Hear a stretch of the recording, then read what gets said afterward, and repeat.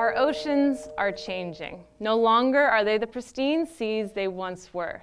They have been shifted by the tide of our insatiable desire for continued offshore oil and gas development, our continued desire to use plastics, drive our cars, and turn on the lights in our home. However, our oceans are powerful and resilient. And given the chance, they have become surging back to thrive quietly below the surface in the most unexpected of places.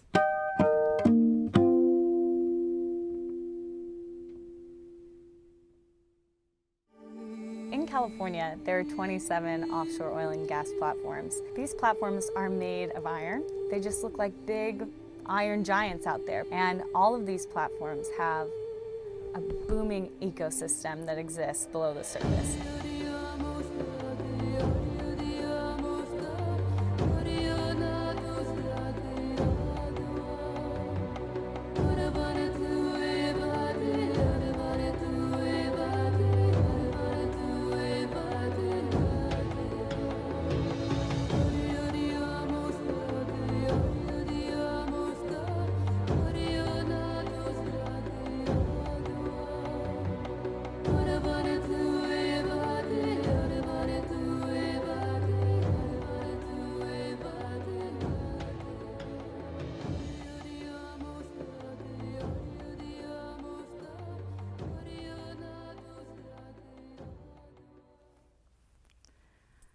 So our story begins at the surface, where we see these menacing industrial giants.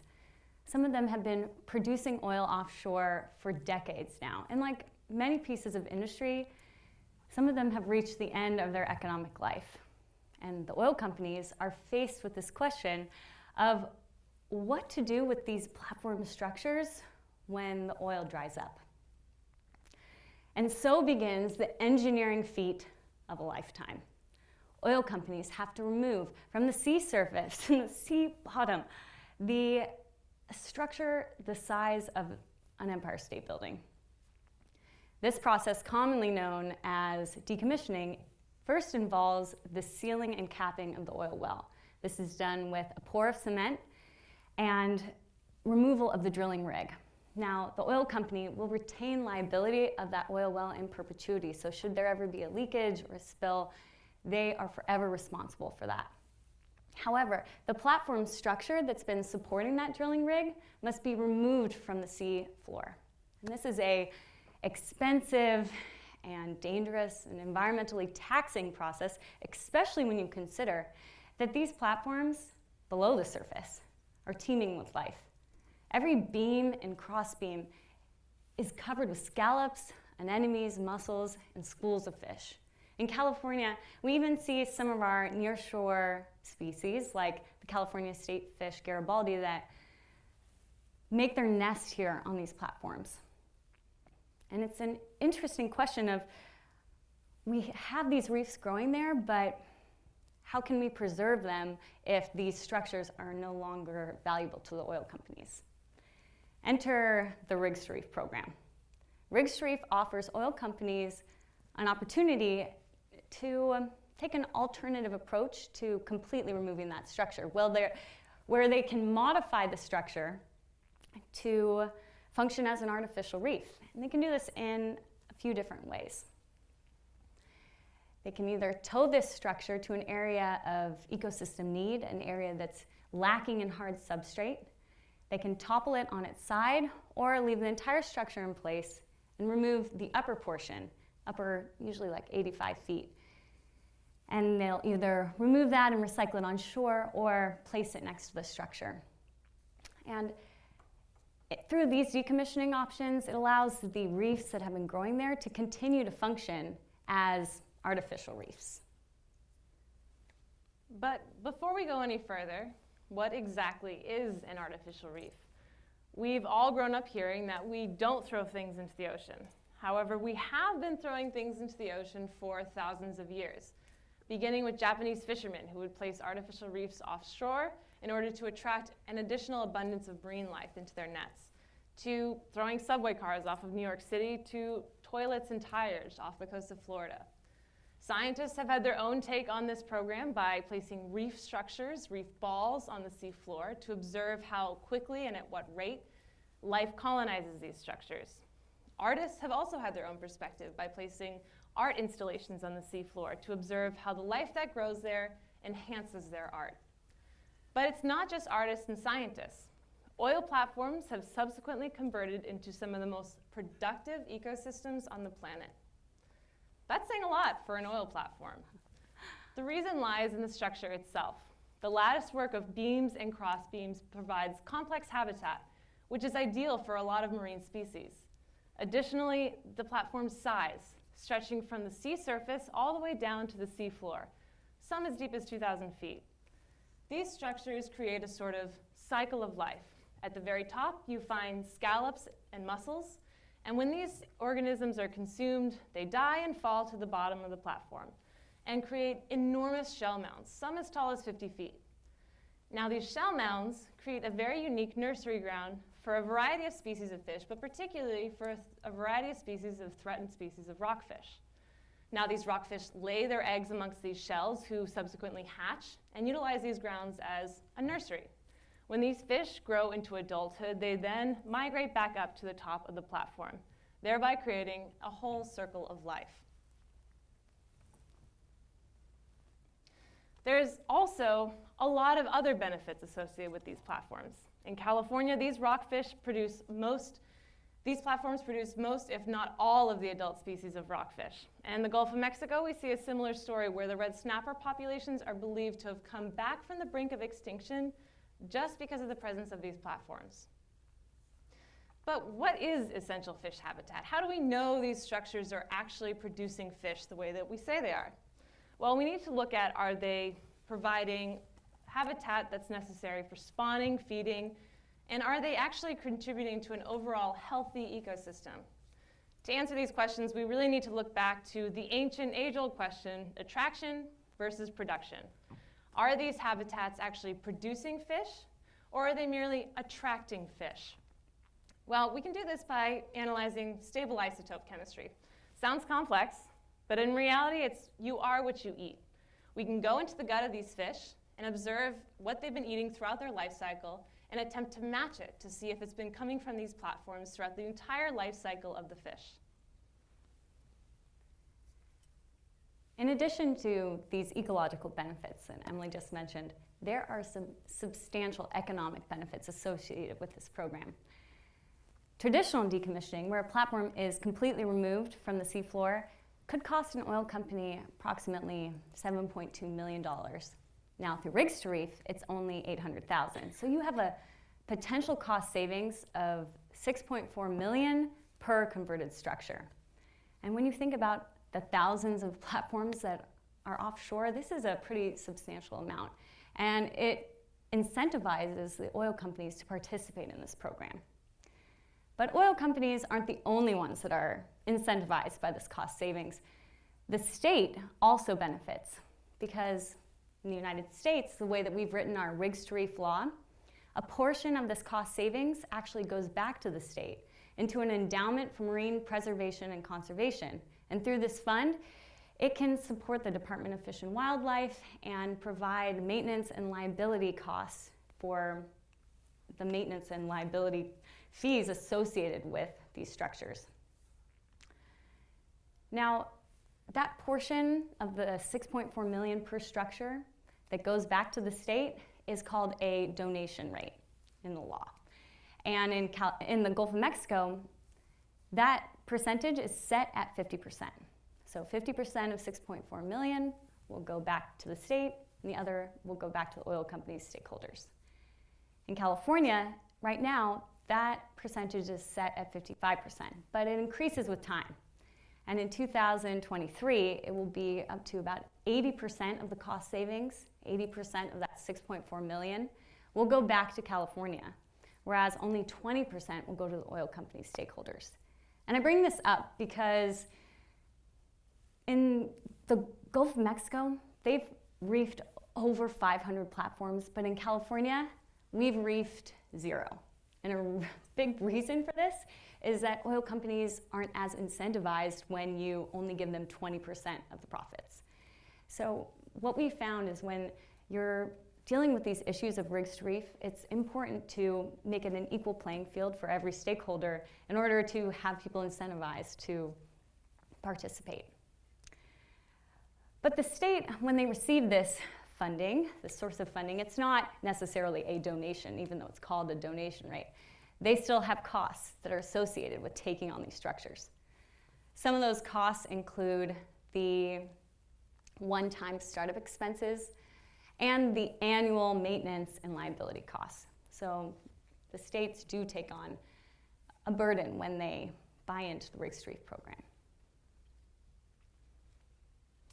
We've introduced you to some of the ecological benefits of this program as well as some of the economic benefits of this program. But let's take a trip around the world. There are oil platforms in every single ocean around the world, from the frigid waters of Alaska all the way down to sunny Australia, South America, the North Sea. You get the picture. So our trip starts here with the globe. You can see some red and blue areas. Those represent where there are oil and gas fields on every continent. The yellow represents where we are actively drilling on those fields. You might notice that it's highly concentrated along the coastlines and offshore. In fact, right now, in every ocean, we are actively drilling for oil. That means every ocean has offshore oil and gas platforms in its waters. So with this global potential, this global expanse of offshore oil and gas development, you would think that Rigs to Reef would be a prominent and widely accepted program. However, there are only 4 places that have a Rigs to Reef law: in California, the Gulf of Mexico, Brunei, and Malaysia. But first, we're going to take a look at California, where we have 27 offshore oil and gas platforms. Great potential to be reefed, yet none of them have been reefed up to this point. In comparison, the Gulf of Mexico has been successfully repurposing their structures as reefs for over 30 years. In fact, the international community really looks to the Gulf of Mexico as a gold standard when it comes to repurposing their structures and setting up a successful program. Our next example will take us off the coast of South Carolina, where a private investor bought one of these platforms and turned it into a bed and breakfast, infamously known as the most dangerous bed and breakfast because it's surrounded by shark-infested waters. Next, we'll take a look at Brunei, where they've been reefing their structures without any plan on where to place them and been running into some problems. Whereas in Malaysia, they've been leaving those structures in place and repurposing the upper portion into an ecotourism resort where people can come and stay above the surface and then dive the structure. Our last stop will be off the coast of Africa in Gabon, where Dr. Enrique Sala, a National Geographic explorer, went and dove on some of these platforms there. And what he found is that while around these platforms, the local fisheries were being completely degraded by trawling and overfishing, these platforms were de facto marine reserves and full of life. His research got these platforms incorporated into Africa's largest marine park. Welcome back from your trip. We're going to focus on 4 of these key areas that Amber touched on. The first being the Gulf of Mexico, birthplace of the Rigs to Reef program. Now, since the Rigs to Reef program started there in 1985, they've reefed between 500 and 600 platforms. Now, this primarily stems from the culture in the Gulf of Mexico. There are thousands of platforms, which means there's a lot of revenue and a lot of jobs, which means there's a lot of familiarity with this program and the goals of the program, and a lot of support from the stakeholders there. Now, take a jump to California, where we've had a Rigs to Reef law since 2010. Yet since this law's inception, none of our platforms have been reefed. This law was signed into place by Governor Arnold Schwarzenegger at a time when many Californians only look at these structures as potentials for oil spill. And they certainly don't believe that there's any sort of productive ecosystem below the surface. There's also 2 problems with our law. The liability. Who will take responsibility for this structure at the end of its decommissioning life? In other words, if you're the oil company, you don't want responsibility for this jacket. You already have responsibility for the well in perpetuity. So you really don't want to take on that additional liability. And that needs to be made clear. In regards to the donation rate, in the Gulf of Mexico, this is fixed at 50%. But in California, this donation rate increases with time. So by the time you reach 2023, that donation rate has increased to 80%. 80% going back to the state. Now, if you're the state, that's a huge win. But if you're an oil company only getting a 20% return, not a big win. And in the game of rigs to reefs, all stakeholders need to see a benefit from this program in order for this program to be a success. So now we're going to head outside of the United States to the North Sea, over in Europe, where we see big potential but little progress. What we mean by that is that there are thousands of platforms in the North Sea. And the North Sea is a similar environment to what we find in California. It's cold water. We see a lot of soft corals, sponges, and anemones. And there could be vibrant ecosystems below these structures, but there's only one research scientist, just one, that has a permit to go and dive and collect data on these structures. We've met with this scientist, and he has to keep his data pretty close to the chest. And so without this information sharing, without a common knowledge of the ecological value associated with these structures, many Europeans associate no value with offshore oil and gas platforms, at least when it comes to ecology. Another issue in the North Sea is that the North Sea is bordered by a variety of countries with different political opinions. You've got Scotland, the UK, the Netherlands. All of these countries envision a rigs to reef program on their own terms, and they're having difficulty working together, coming up with a unified vision for a reefing protocol in the North Sea. Without a unified vision, the North Sea has big potential, but little progress. Our last stop will be over in Asia. I mentioned briefly about this platform that has been repurposed as an ecotourism resort. This is an interesting program innovation, as we like to say, where Malaysia has pivoted away from any traditional decommissioning practice. They've decided to leave the whole structure in place and repurpose the upper portion into an ecotourism resort to bring in divers, snorkelers, and nature enthusiasts to just come in and enjoy their time there. This model works really well in Malaysia because they have an economy and a culture that supports and thrives on tourism.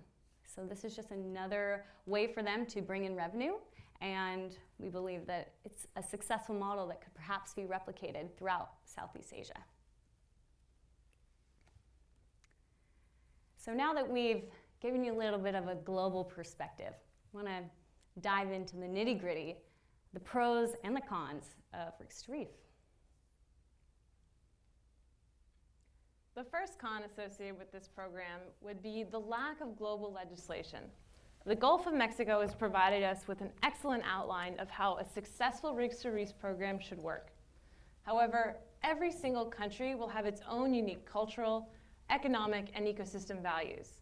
And though most countries have their own artificial reefs law, a rigs to reefs law is a different beast entirely. And each country would need to find a program that would best fit its needs. The second con associated with this program is, what is the carrying capacity of our oceans? At what point does this program become merely ocean dumping, littering of these structures across the ocean floor? Here we can look to the Gulf of Mexico, where there are thousands of oil and gas platforms, those active and inactive. However, all of these platforms combined only make up about 4% of the hard substrate in the entire Gulf of Mexico basin. Now, when you consider the erosion, sedimentation, and pollution effects that the Gulf of Mexico basin has been experiencing, unfortunately, this program merely provides a Band-Aid for the bigger problem at hand there. Another con would be, are these platforms aiding in the spread of invasive species? Now, we've witnessed these species firsthand down in the Gulf of Mexico, where we witnessed several lionfish colonizing these platforms. And of course, these structures provide a stepping stone, allowing these species to continue to spread throughout our oceans. However, they are not spreading at any rate that's been greater than on natural reefs. so they are about the same in terms of risk. Another con would be the lack of public understanding associated with this program. Now, this is something that Amber and I know all too well. We are not saving whales here, we're saving oil platforms. Try to get the public behind that one.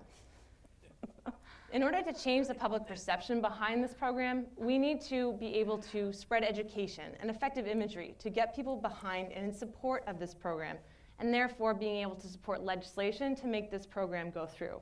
Now, this is kind of a marketing nightmare if you're an oil company, because if you go around touting that you're supporting beautiful reefs on oil rigs, everybody's going to think that you're greenwashing. Now, greenwashing means that you're just saying something is great, but in reality, you have a dark underbelly. And if you're the oil company, you just want to save money. So it doesn't really benefit the oil company to go around saying, we've got these great reefs, because people are smart and they know that oil companies want to save money. Another con associated with these structures is their sheer size. They take up an enormous amount of the seafloor bottom. Now, BSEE, Bureau of Safety and Environmental Enforcement, and BOEM, the Bureau of Ocean Energy Management, both have strict regulations that require oil companies to apply to have these structures reefed. In other words, they need to prove their ecological value before they're allowed to be reefed. Now, the reason for this is that BSEE and BOEM and the government would like to see these structures or these leases opened up for continual drilling or other commercial activities. So really, this is more of a pro or a con depending on what side of the fence that you're on. Another con would be these structures inhibit trawling. Now, trawling is like taking a bulldozer the size of a football field and dragging it across the ocean bottom, a very destructive fishing practice. However, in many countries, this is an important source of revenue, and it should not be discounted. These platforms, their mere presence, don't allow this trawling to happen because trawlers don't want to lose their nets amongst the structures. Now we'll hop over to some of the pros. First being the potential for these structures to enhance local fisheries and perhaps even compensate for nearshore habitat loss. As we continue to degrade our nearshore systems with runoff, pollution, and overfishing, we've been finding species moving offshore and finding a refuge on these structures. It's also the economic benefits that I mentioned. Here, the oil companies not only will be benefiting economically, but they'll also be providing an economic benefit to the state in the form of an endowment for marine preservation and conservation. As I mentioned before, this fund not only will go to fuel the costs of liability, maintenance, the Department of Fish and Wildlife costs associated with the structure itself, but it will also have some extra funds to share with nonprofits, marine science research institutes, and universities within the state. There's also a pro of reducing pollution. What I mean by that is that through the traditional decommissioning, when a platform is completely removed from the seafloor, it will get pulled up and put onto a barge. And in most cases, this barge will have to go onshore and dismantle the structure. In California, we don't have the infrastructure in place to properly recycle these structures, so it gets sent across the Pacific. Now, once this barge goes outside of our state waters, it switches from gasoline to bunker fuel. And bunker fuel makes gasoline look like champagne. It has a huge carbon footprint associated with it. And to travel all the way across the Pacific actually has a significant carbon impact. By leaving these structures in place and repurposing them for the benefit of the environment, we may be receiving an opportunity to reduce pollution. Emily and I like to think of these platforms as a silver lining to the realities of offshore oil and gas development. We both drive cars, use plastic, and in some way have contributed to the presence of these structures offshore.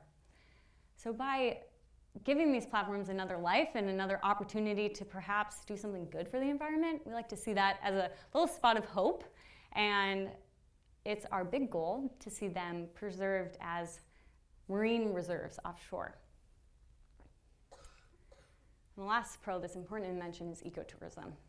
If we have any divers or scuba divers out here, you might know or might not know, but diving on these oil platforms is unlike anything. It's an incredible structure and really quite a thrill. And we believe that by repurposing them as reefs, we can perhaps create a new channel for ecotourism, drawing in divers from around the world to come and explore these platforms. So now that we've gotten a little bit into rigs to reef and what that means for California, the Gulf of Mexico, and around the world, you might be wondering, what does all this great information mean for New England? Well, as a native New Englander, I'd never seen an oil platform until I spent some time working down the Gulf of Mexico and then also off the coast of California. However, when you look at this image, the structure is not so different from an offshore oil platform, albeit the energy produced is a little bit cleaner. Now, we hope that after this presentation, you'll start to look at these structures a little bit differently.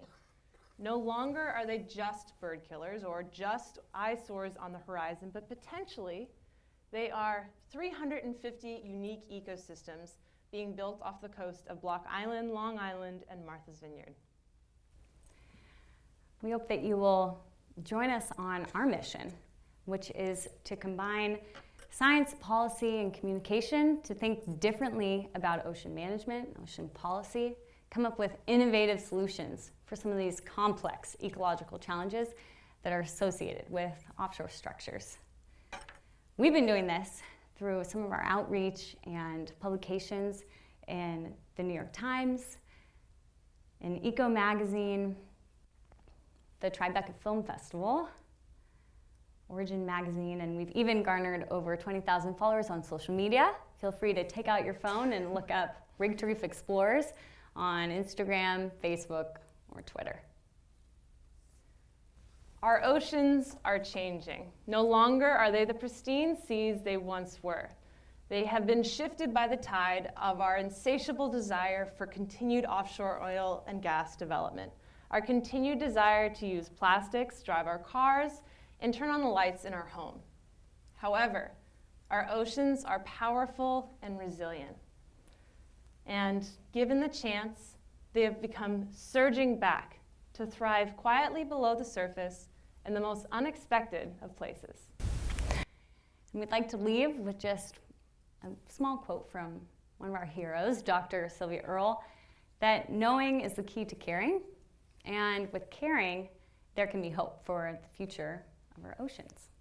So, thank you very much.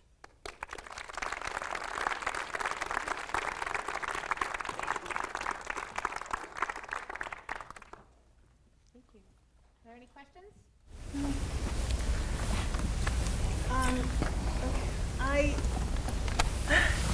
So it seems like the rigs to reef policy in California was either put in place by or around the time that Arnold Schwarzenegger was the governor.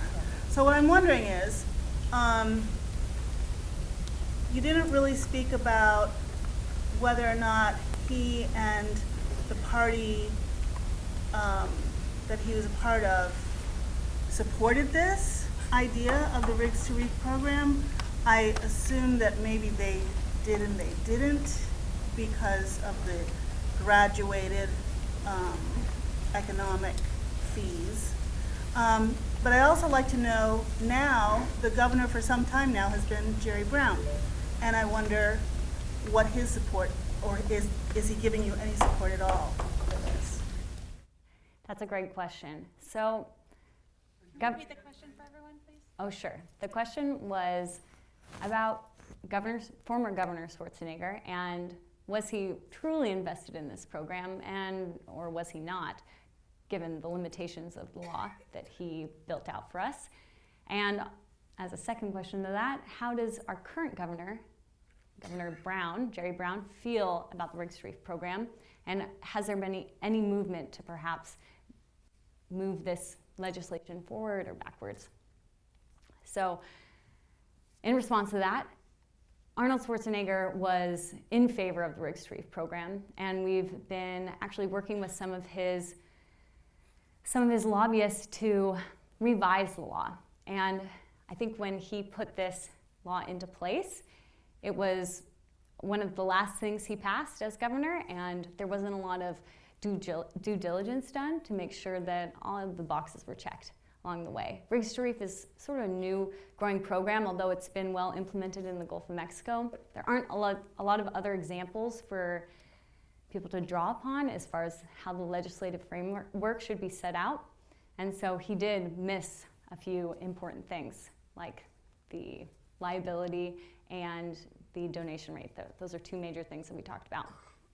But currently, Governor Brown hasn't made any official statement about it. However, there are some senators, such as Senator Hertzberg, that we've been working with, who has a strong will to adjust those issues that we brought out and see an amendment to the bill. And so we've been working with him on that. And we hope to see that passed within the next 2 years. Do you have a question? Yes, it sounds like a fantastic reuse, but I'm wondering, all those thousands of reefs in the Gulf of Mexico, how were those artificial reefs affected by the oil spill, the BP oil spill?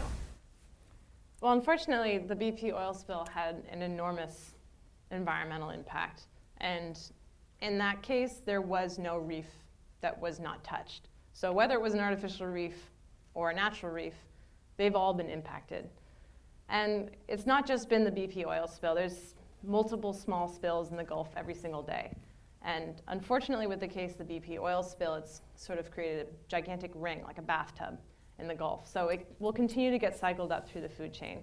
But fortunately, there was no greater or lesser impact on the artificial reefs there versus the natural reefs. Right here? Yeah. Okay. You know, you can spend all the money you can on maintenance over the years with these things, but at some point, I would think that entropy is going to win. Nature's going to take these things down. So I'm wondering if anybody's looked at the impact of these things coming down due to structural instability on their own versus a controlled removal. That's a great question. So, honest answer to that is we don't know how long these structures are going to stand. There have been a lot of studies that have been done. The most recent one was assessing a platform in the Gulf of Mexico, a series of platforms in the Gulf of Mexico, and what they found is that the structural integrity of these platforms should last up to 300 years without requiring maintenance. And the beauty of this is that these platform structures were built to stand in the ocean with the understanding of, all right, we're putting you in there, you're going to be supporting a drilling structure, you got to be strong, you got to withstand currents, all hurricanes, a lot of big things, right?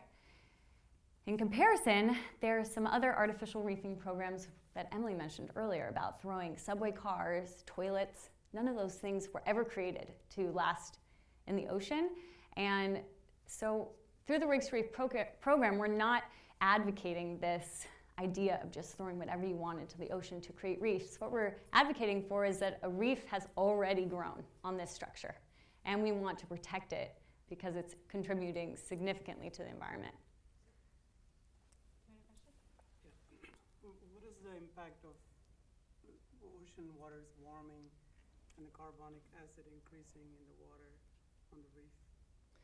We can see the effects of the carbonic acid in most shellfish species. So these structures, especially in California, we get a lot of scallops and mussels that would be impacted by this. And there has not been a significant increase because of the global warming or a significant decrease when you compare it to background levels in the entire environment. But it is an interesting question to look at because when you remove the structures, you create an enormous carbon footprint. And in that way, you are contributing to global warming because you're removing a structure that's, the size of the Empire State Building. It's a massive undertaking. But very interestingly, actually, in the Gulf of Mexico, there's a location, it's called the Texas Flower Garden Banks. And it's a marine sanctuary. It's run by NOAA. And what's very special about this marine sanctuary, it's one of the few areas in the Gulf that actually has not been impacted by global warming, at least not in the extent that we see with these massive bleaching events. It's not directly associated with these platforms. You see it in a variety of reefs in this location. But one of the thoughts that's been put into considering why that is because weirdly, these platforms are sheltering these reefs. And they've seen that in other sheltered reefs locations. Otherwise, either there's a rock overhang or a tree that's overhanging or a structure overtopping it, which limits that, which is what the theory is right now.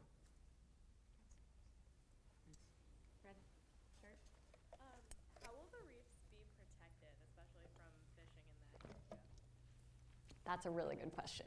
So that's kind of the next step, is preserving these reefs as marine sanctuaries and either limiting or eliminating any sort of fishing activity, because the fishermen know the exact geolocation where these structures are. And so they know that that's where the fish are going to be. So they'll happily go out there and fish out the whole reef if there isn't some sort of protection. So that's an important part to be considered moving forward. Absolutely. Yep, there. What's the cost comparison between the wind turbines and the oil rigs? In terms of decommissioning? Yeah. Well, the structure itself is a little bit different because an oil platform, you're looking at a temporary energy source. At some point, the oil well is going to run dry, versus wind energy, the wind's not going to really run dry. So these structures are likely going to be staying in place a lot longer than an oil platform. But then you look at the scale, and you have 350 windmills to power a certain area versus maybe 2 or 3 oil platforms for the same equivalent. So I think the cost comparison, I would estimate that the platforms are larger typically, but you probably have a lot more wind turbines, although the wind turbines are probably going to stay in place much longer. All the way on the side, black. How many different organizations, in addition to Blue Latitudes, is working on the Rigs to Reef program?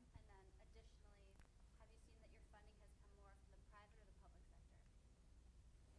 So as far as other organizations that are working on Rigs to Reef, there are a few in the Gulf of Mexico. They're all nonprofit organizations. One's called the Gulf of Mexico Foundation. There's also a lot of universities in the Gulf that are invested in doing their research out there. Texas A&M, there's one other one down in Florida that does a lot of artificial reef research out there. UC Santa Barbara, that's based out of California, they have been researching these platforms for over 30 years and are very invested in it. And Scripps, where we did our master's thesis, also has an investment in understanding artificial reefs and their capacity to enhance local environments. And then your last question was, you had another question. Funding, if most of your funding has come from public or private? So Blue Latitudes is an LLC. We function in a for-profit capacity where we'll do environmental consulting.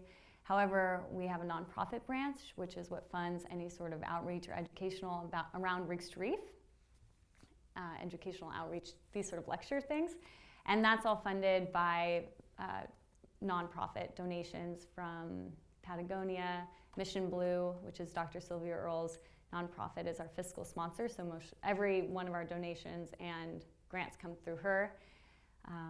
National Geographic is another grant of ours. So we work pretty much solely with nonprofits, which is interesting because I think most people would think, wouldn't oil companies just love to throw money at an idea like this?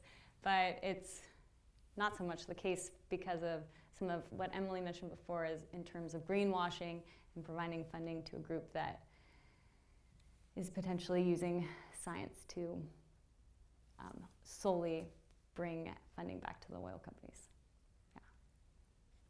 Question over here. Is there any potential, or is anyone looking at retrofitting any of them for aquaculture, or is there any potential in maybe outside of the Gulf in California to use the existing structures to anchor turbines for tidal energy? That's a great question. And fun fact. Repeat the questions, please. We can't hear them back. Oh, sure. He was wondering if there was potential for aquaculture on these structures.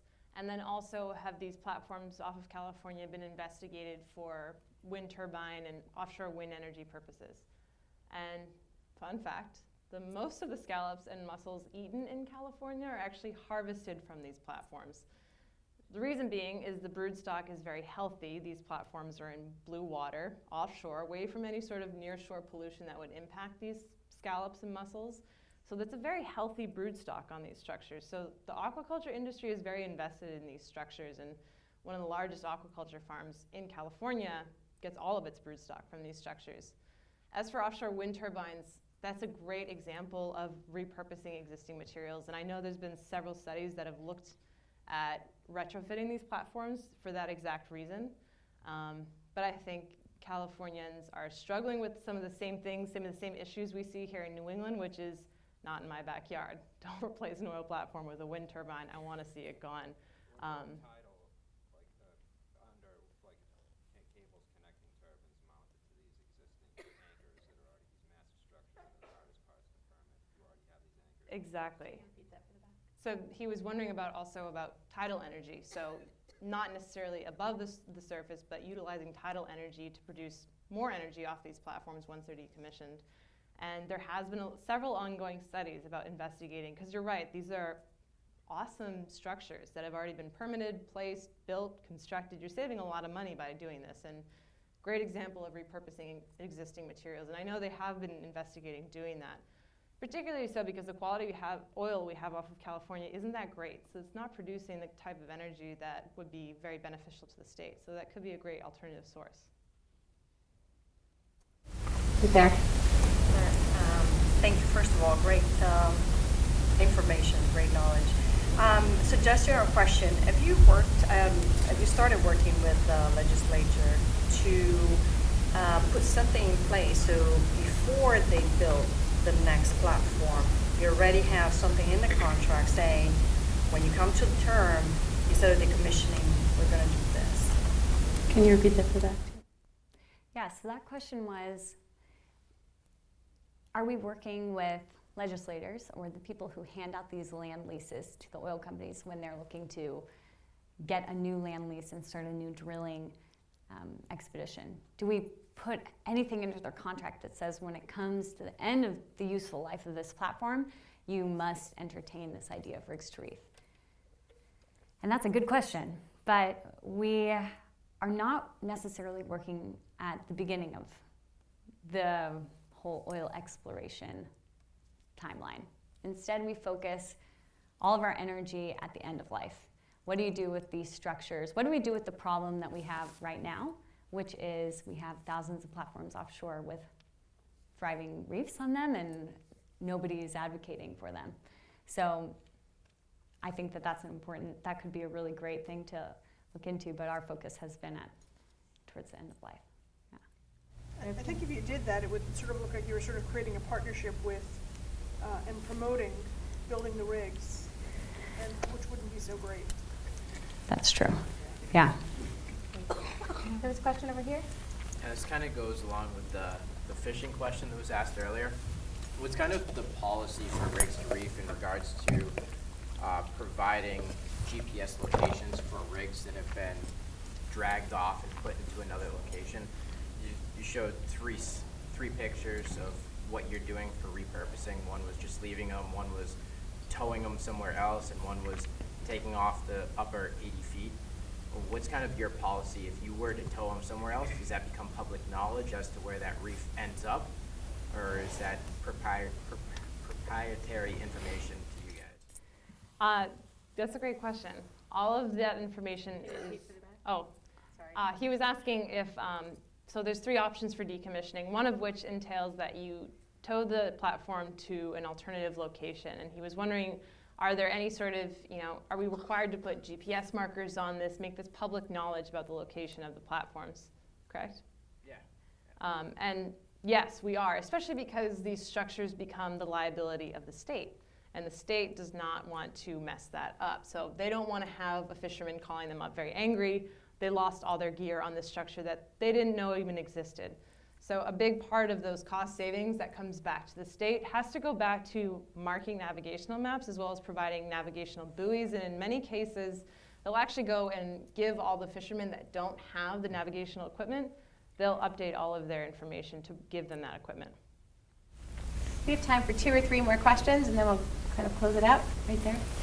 if you topple a rig in place, and I don't know, has an earthquake, for instance, or any kind of seismic activity ever affected one, but if you do that, isn't it essentially the same, except much larger, essentially the same as a shipwreck? And doesn't it become the same sort of rig, that the same sort of reef that a shipwreck would become, and has its own benefits, and if it's lower, there's that much less hazard to navigation, I would think. How do you decide whether to topple it as opposed to, it probably also would give you better access if the oil or gas source ever leaked, if it's toppled than if it stays in place, except for the top. So I'm just curious how that decision is made. Yeah, okay, so the question was, how do we decide what reefing protocol should be used, and what happens with the life when you have this vertical structure that ranges from the seafloor to the surface that now you've toppled on its side and it's low-lying on the seafloor, right? So they determine this on a case-by-case basis. So depending on what the state needs, in Louisiana, they tend to favor towing these platforms to an area of ecosystem need because they have a lot of need for hard substrate to create these artificial reefs. And they have a designated area for that, which is in fairly shallow waters.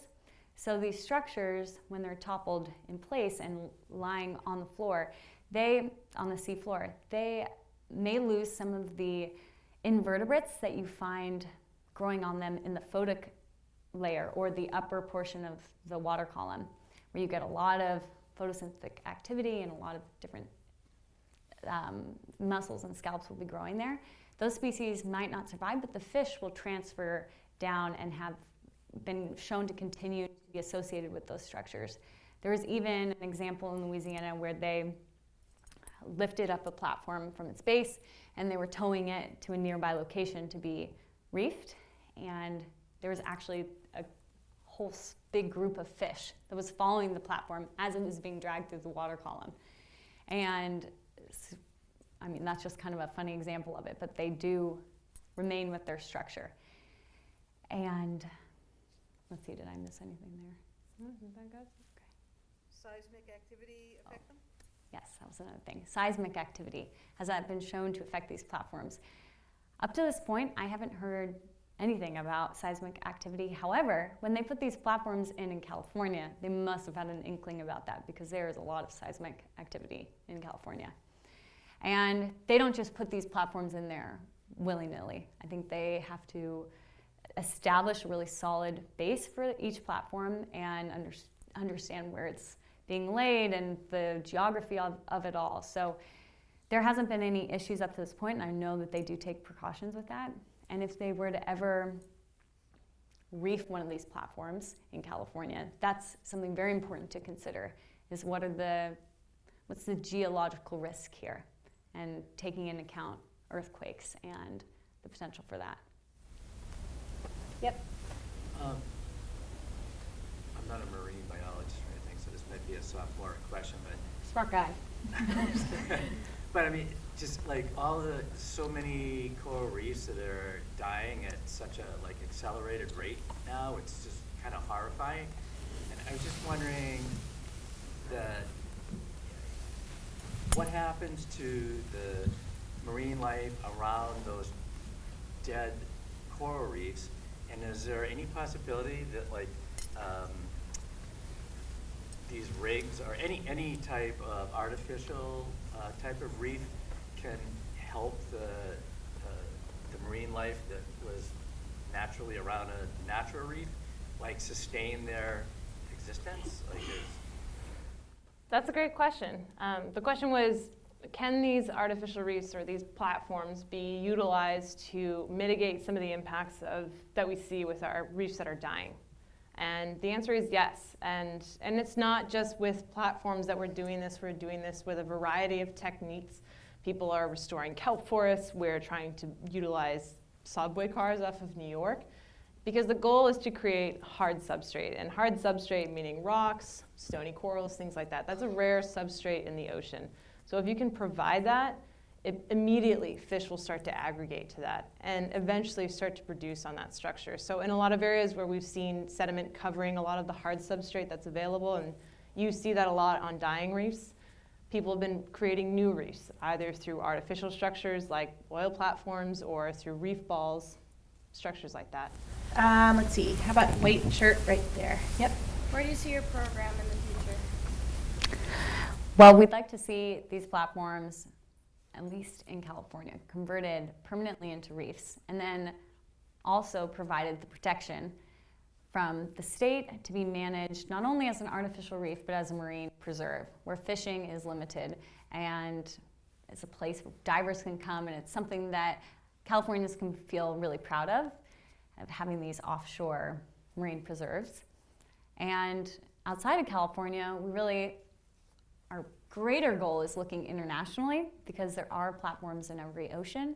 However, as you pointed out, every ocean is different. Every situation, every coastline has a whole new series of problems, which does really need to be assessed on a case-by-case basis. But I think having an international understanding of rigs to reef as a potential option is something that we hope to share with the world.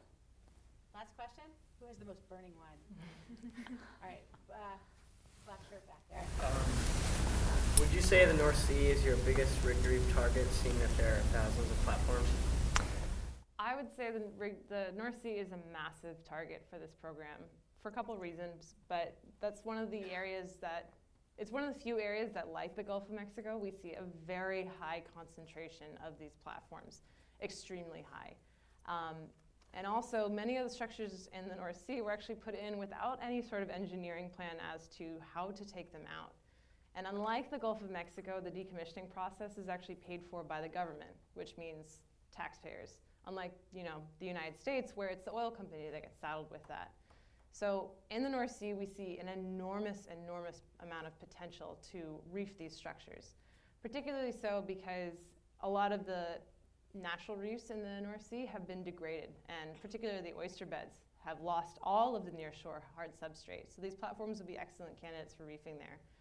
But as Amber mentioned, you have several countries that have their own unique position on this program, and they want to address their own unique needs. So it makes it much more challenging to have this program occur there. I think we can all give a huge round of applause and thanks again to Emily and Amber. And it was here that I met the coral farmers of Morale Sound. And the coral farmers of Morale Sound are ladies. They call themselves ladies. They are ladies. And there are 20 some odd of them at any given time since the 1990s through to today. And they garden. They mariculture, they grow corals in the ocean. And they sell them to the trade. So they actually, to extend sort of that garden metaphor, they use these racks as if they're garden beds. They sew corals onto these little cement discs that are then sewn onto the racks, and then they put the whole thing underwater and tend to it. Make sure it doesn't get too much algae on it, make sure there are no issues with pests and so forth, that it's in a good area in terms of flow and sunlight, and they let these corals grow until they reach a size that they're marketable for the trade, and then they sell them to the trade. Now, very sustainable from an environmental standpoint, obviously, but it's also incredibly sustainable from a socioeconomic standpoint. When these women get together, and I had the opportunity to sit with them many days while I was there on the beach, to tend to their corals, to do their coral farming, it is a social activity. It's a social activity that involves the entire village. Well, not the men so much. There's a couple of men who are involved, but it involves all the women and the children. And they are there together, very embarrassing or very intimidating situation for somebody who doesn't speak the language to be there, because they're all laughing and pointing and talking about you the whole time. But they were wonderful people, very friendly. And this is Rose. Rose, at the time when I was there, Rose was she was in charge of the lady coral farmers. And I was speaking to Rose about this, again through a translator later on. And Rose told me, she said something that I think is worth repeating. She said, when men make the money, when you give men the money, when men get the paycheck, they buy alcohol. When women make the money, the children go to school.